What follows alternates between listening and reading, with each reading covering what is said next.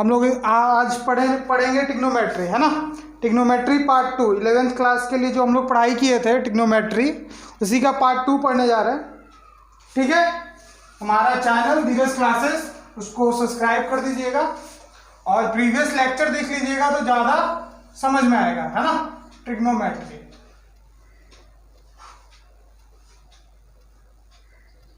हाँ, last lecture में हम लोग पढ़ चुके थे कि कैसे एंगल फाइंड करते हैं, है ना। एंगल को मेजर करते हैं हम लोग थीटा एंड रेडियन में, है ना, रेडियन एंड डिग्री। ठीक है, इसमें हम लोग पढ़ चुके थे कि कैसे किसको कन्वर्ट किया जाता है, हम लोग क्वेश्चन भी कर चुके थे। आज हम लोग देखेंगे क्या, कोऑर्डिनेट सिस्टम, है ना।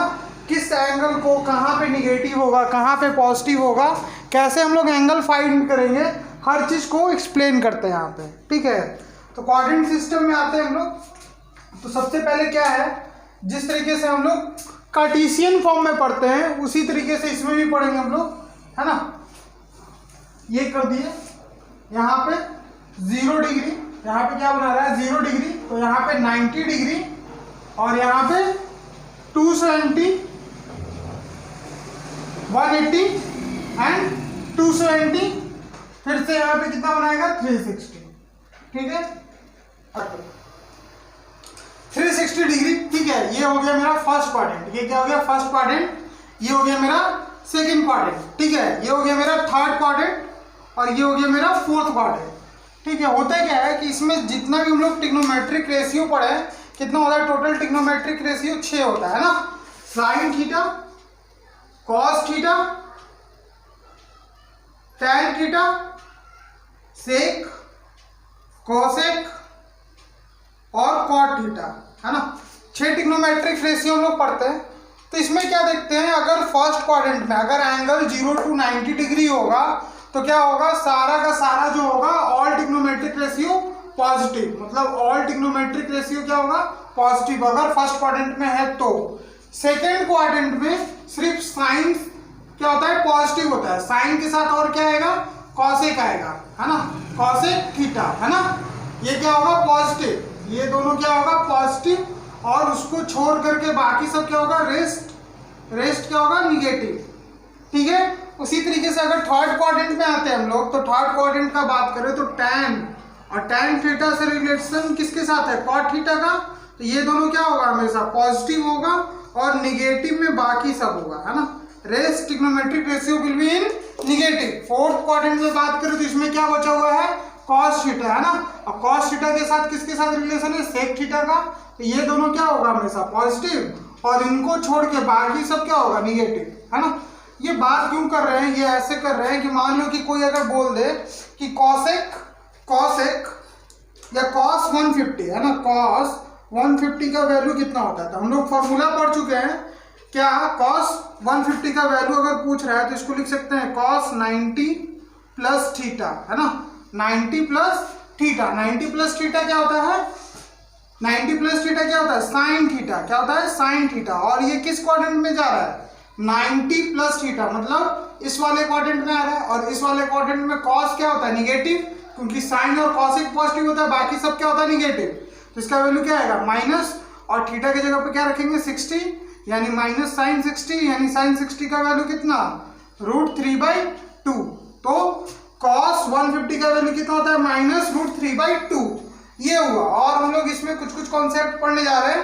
ठीक है, आगे कैसे वैल्यू निकालते हैं, मान लो 1150 का निकालना हो तो कैसे निकालेंगे। हम लोग क्या देख रहे थे कोऑर्डिनेट सिस्टम देख रहे हैं ना। अगर इस डायरेक्शन में हम लोग ले रहे हैं तो उसको एंटी क्लॉकवाइज कहते हैं और पॉजिटिव होता है एंगल 60 डिग्री का बात हो रहा है, मान लो cos 60 डिग्री बोल रहे हैं, तो इसका मतलब क्या है कि हम लोग एंटी क्लॉकवाइज डायरेक्शन से बोल रहे हैं। अगर कोई यही चीज बोल दे cos -60 डिग्री, है ना, -60 डिग्री का वैल्यू क्या होगा, तो हम लोग क्लॉकवाइज डायरेक्शन में रोटेशन करेंगे, है ना, क्लॉकवाइज डायरेक्शन में रोटेशन करेंगे निगेटिव एंगल के लिए, और पॉजिटिव एंगल के लिए एंटी क्लॉकवाइज डायरेक्शन में रोटेशन करेंगे। बाकी जो हम लोग पहले पढ़ चुके थे वही था। अब हम लोग देखते क्या है कि कैसे एंगल हम लोग चेंज कर सकते हैं ना, कैसे कैसे एंगल हम लोग चेंज करते हैं, कैसे हम लोग एंगल फाइंड कर सकते हैं मैक्सिमम वैल्यू का, है ना। तो क्या होता है यहाँ पे, अगर हम लोग पढ़ते हैं तो हम लोग 10th क्लास में क्या पढ़े थे, cos 90 minus theta, cos 90 minus theta क्या होता है, साइन थीटा, है ना।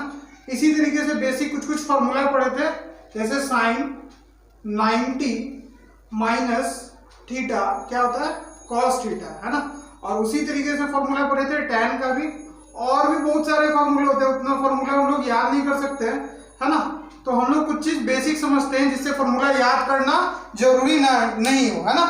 तो क्या होता है कि चेंजेस देखते हैं, कौन देखो चेंज हो रहा है, कॉस साइन में चेंज हो रहा है, साइन कॉस में हो रहा है, तो ये चेंज पे ध्यान देते हैं ना। चेंजेस किसके किसके बीच में होता है, सबसे इंपॉर्टेंट यही है ना। तो कॉस थीटा किस में चेंज होता है, कॉस थीटा चेंज होता है साइन में, है ना, साइन थीटा में, ठीक है। और साइन थीटा किस में चेंज होता है, कॉस थीटा में। उसी तरीके से अगर टैन थीटा का बात करें तो ये किस में चेंज होता है, कॉट थीटा में, और कॉट थीटा किस में चेंज होगा, टैन थीटा में, ठीक है। और उसी तरीके से देखें तो कॉसेक थीटा, क्या कॉसेक थीटा किस में चेंज होगा, सेक थीटा में, और सेक थीटा किस में चेंज होगा, कॉसेक थीटा में। ये चेंज हुआ, है ना। तो कब कब चेंज पॉसिबल है और कब कब चेंज पॉसिबल नहीं है, इस पे भी ध्यान देते हैं हम लोग, है ना। जैसे यहाँ पे लिखा हुआ है, अगर हम लोग देखें तो यहाँ पे क्या लिखा हुआ, अगर इस वाले एंगल पे अगर हम लोग ध्यान दें तो क्या लिखा हुआ है, 90 इंटू 1 प्लस या माइनस थीटा, है ना, प्लस या माइनस थीटा, अगर ये लिखा हुआ है ना। मतलब समझ लो यहाँ पे मतलब क्या हो रहा है कि अगर 90 के साथ 90 into fill in the blanks, दो चीज, है ना। अगर यहाँ पे ऑड नंबर है, क्या है, ऑड नंबर है, और यहाँ पे इवन नंबर है ना, इवन नंबर है, ठीक है, इवन नंबर है, तो ऑड नंबर रहेगा तो चेंज होगा, ऑड नंबर होगा तो क्या होगा, हम लोग चेंज करेंगे, है ना, चेंज होगा, है ना। अगर इवन नंबर आएगा डज नॉट चेंज, मतलब चेंज नहीं करेंगे, ठीक है। अब समझते हैं इसको कि कैसे क्या होने जा रहा है, बस ये कॉन्सेप्ट है, इसी पे हम लोग डिटेल देखते हैं कि क्या कैसे होने जा रहा है, ठीक है। यहाँ पे देखते हैं, अगर यही चीज लिखा हुआ रहेगा, यहाँ पे फॉर्मूला चेंज भी हो सकता है, अगर यहाँ पे प्लस माइनस से भी चेंज हो सकता है। जैसे यहाँ पे समझते हैं कॉस 90 प्लस थीटा क्या होगा, माइनस साइन थीटा। क्यों होगा minus sine theta, 90 plus theta, हम लोग किस क्वाड्रेंट में आ गए, सेकंड क्वाड्रेंट में। सेकंड क्वाड्रेंट में कॉस क्या होता है, निगेटिव, क्योंकि साइन और कॉस क्या होता है, पॉजिटिव, तो ये माइनस आ गया। और 90 प्लस थीटा, यानी यहाँ पे क्या लिखा हुआ, अगर ध्यान से देखें तो यहाँ पे लिखा हुआ 90 इंटू 1 क्या होता है, ऑड नंबर, ऑड क्या होगा, चेंज होगा, किस में चेंज होगा, कॉस साइन में चेंज होगा, तो साइन थीटा, ठीक है। उसी तरीके से देखते हैं कि कब चेंज नहीं होगा। अगर मान लो यहाँ पे कोई पूछ दे कॉस 240, है ना, कॉस 240 का वैल्यू क्या होगा, तो ये देखते हैं, कॉस इसको लिख सकते हैं 90 इंटू 2 प्लस 60 डिग्री, ठीक है।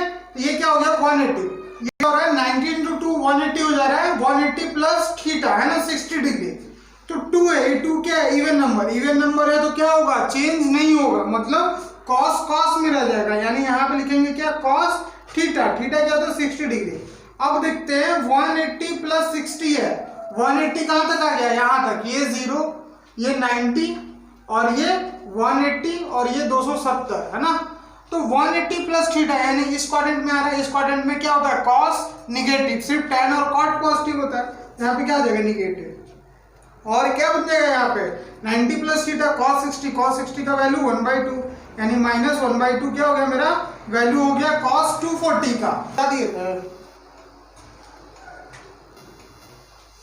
240, है ना। ये 240 किस क्वाड्रेंट में जाएगा, थर्ड क्वाड्रेंट में जाएगा। थर्ड क्वाड्रेंट में क्या होता है, निगेटिव वैल्यू, तो cos 60 का वैल्यू क्या होता है 1/2, तो ये मेरा आंसर आ गया -1/2, ठीक है। अब एक कॉन्सेप्ट और बचा हुआ है क्या, कि हम लोग 180 डिग्री को क्या लिखते हैं, हम लोग 180 डिग्री को पाई लिख सकते हैं, ठीक है।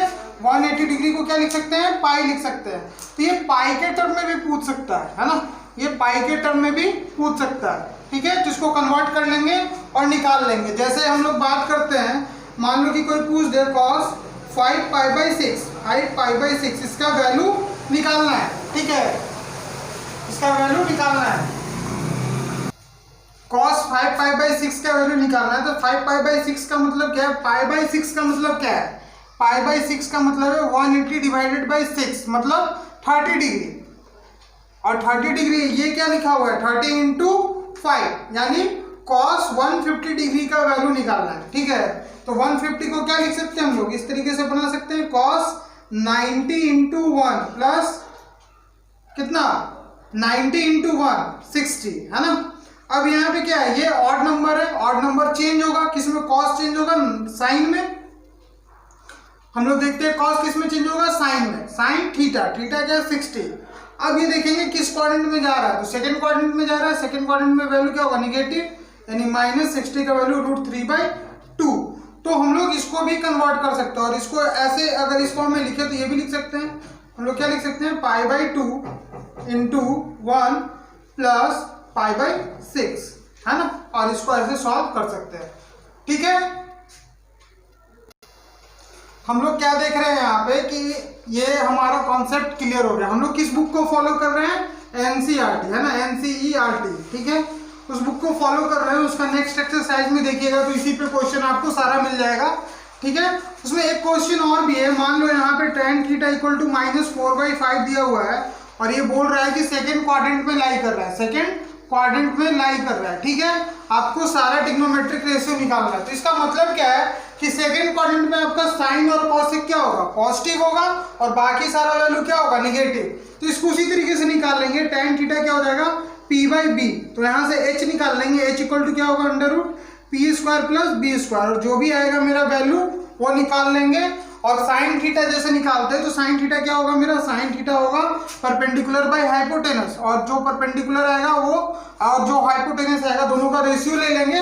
और ये सेकंड क्वाड्रेंट का बात कर रहा है तो सेकंड क्वाड्रेंट में इसका वैल्यू क्या होगा, पॉजिटिव, ये पॉजिटिव वैल्यू आएगा। उसी तरीके से अगर कॉस निकालना होगा तो कॉस क्या होता है, b/h है ना, बेस निकला, बेस पता है, हाइपोटेनस निकला हुआ है, रेशियो रख देंगे।